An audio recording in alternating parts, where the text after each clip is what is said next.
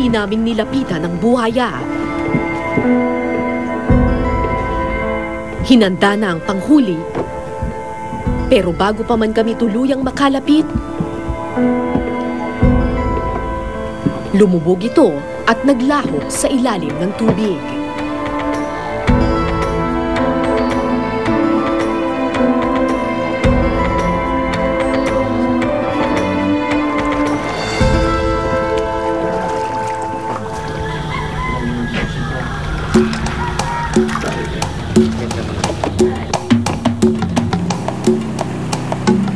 Alas 5 kinabukasan, larga ulit ang grupo para tingnan kung may kumagat sa mga silo na ikinabit noong gabi.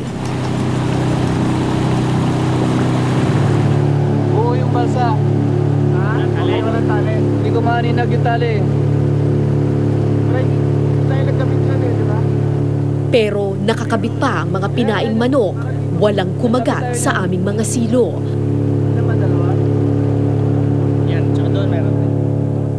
Para di masayang ang biyahe, naglagay na lang kami ng mga panibagong patibong.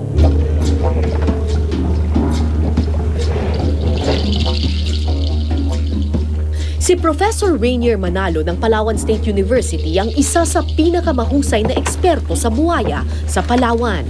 Bihasa sa crocodile hunting, ilang taon na niyang pinag-aaralan ang mga ito. So ngayon, kinakabit ni Rainier yung lubid doon sa isang puno. At yung dulo ng lubid na yon nakakabit dito sa isang cable snare. Okay. Itong cable snare na ito, ang ilalagay dito, nasaan yung payo natin doon? Ito. Naku, kakagat pa siya dito. Sarap yan, Masarap ba to? Lalagay natin dito yung manok. And hopefully, kapag kinain ito ng buhaya, automatic itong maglalak dun sa kanyang snout. Epekto din pala yung... Pira-pirasong manok ang pain na nilagay nila Rainier. Karaniwan daw kasi, manok, ibon, unggoy, ahas at malalaking isda ang kinakain ng mga buwaya dito. Kasama ba sa diet nila?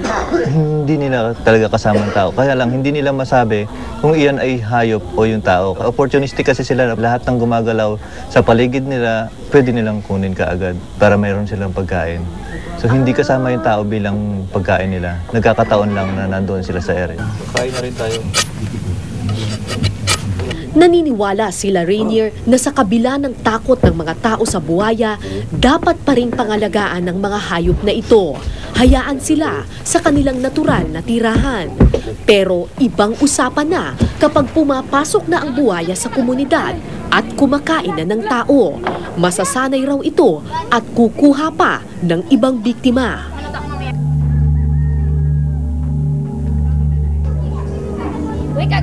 Ayon kay Rainier, noon daw, tahimik namang nabubuhay na malayo sa isa't isa ang mga tao at buwaya ng Rio Tuba.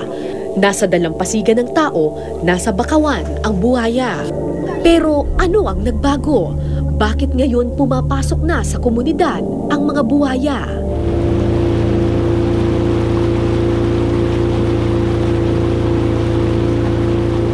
Kilala ang Rio Tuba sa malawak nitong mangrove area. Tingnan nyo dito, dire-diretso, ang ganda-ganda, berdeng-berde ang kulay. Pero tingnan natin kung gaano pa kalawak yung mangrove area doon sa loob.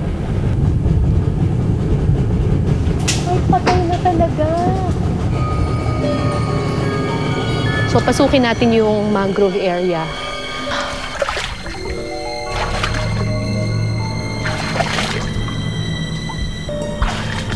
Bakit ganito na yung itsura dito? Yung dun sa labas, puro green pa, pero tingnan mo dito sa loob. Putol na. Yung mga mangroves.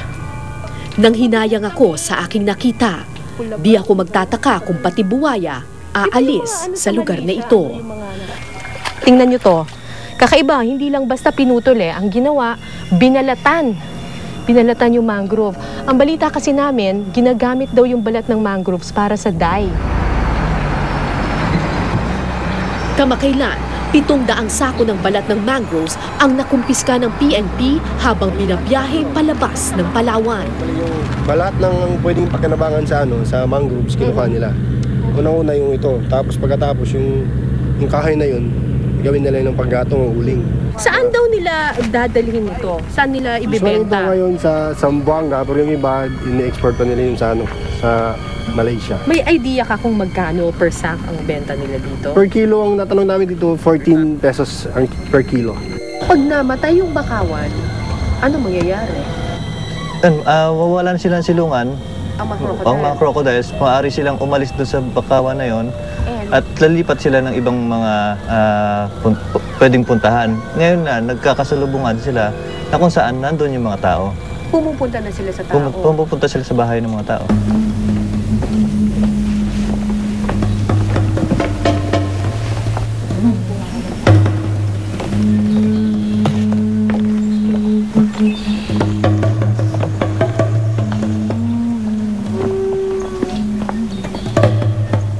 Kung ikukumpara mo dun sa pinuntahan natin kahapon, mas mataas ngayon yung tubig.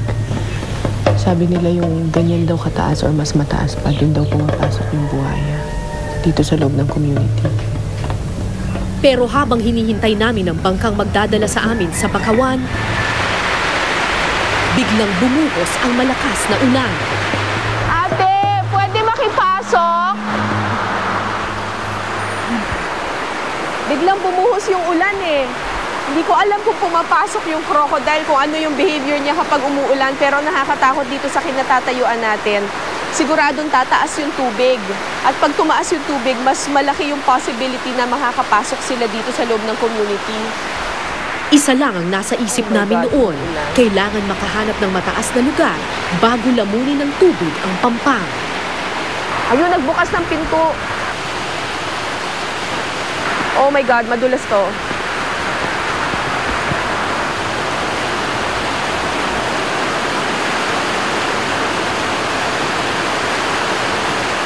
Ay, salamat.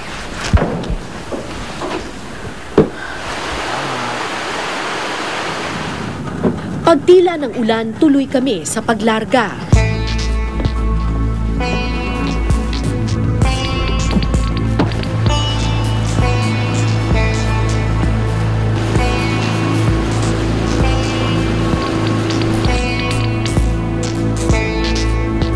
Isa-isang ininspeksyon ng mga patibong.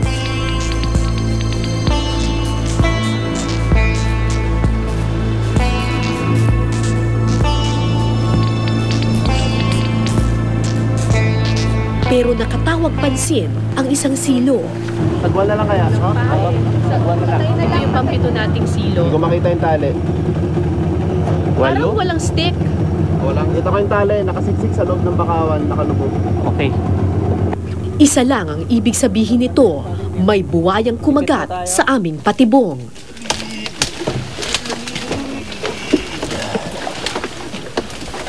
Stick man yan. Ano yan? Ay, Ano nangyari? malaki ito. Naputo lang alin. Yung cable snare? Oo, na lost. Dala niya lahat. Pati yung cable Pati snare. yung... O, nasan yung... Pating. Saan yung kable? Yun yung sabit. Ganito yung forma niya dapat. Ito, nasan to? Yan po yung wala. Ito po yung na lost. Ito. Dala-dala niya yan yung Nahigit niya dulo ito. na yan. Ito. Nahigit niya to, bale? Lakas malaki. So, Ang lakas nun. isang sinyalis po na malaki yung hayop. Tama ng lubid. Nila. Lalo kaming kinabahan sa aming nakita. Anong klaseng hayop ang aming kaharap?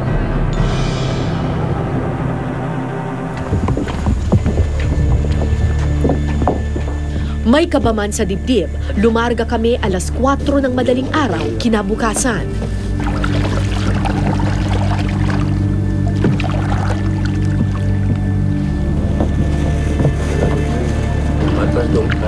Oh.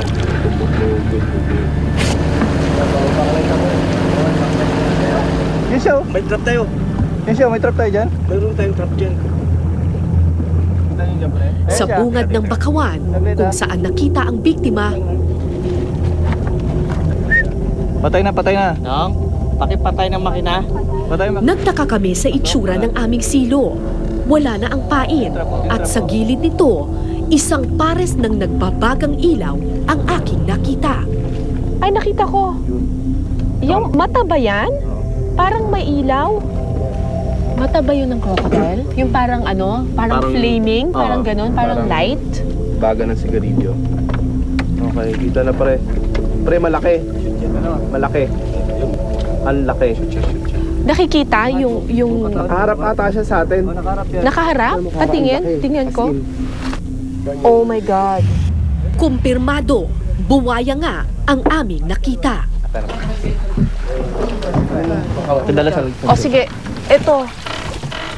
Okay. Oh, masyado nang Oh, lumalapit, lumalapit. Layo daw yung bangka. Layo kayo. Punta mo yan.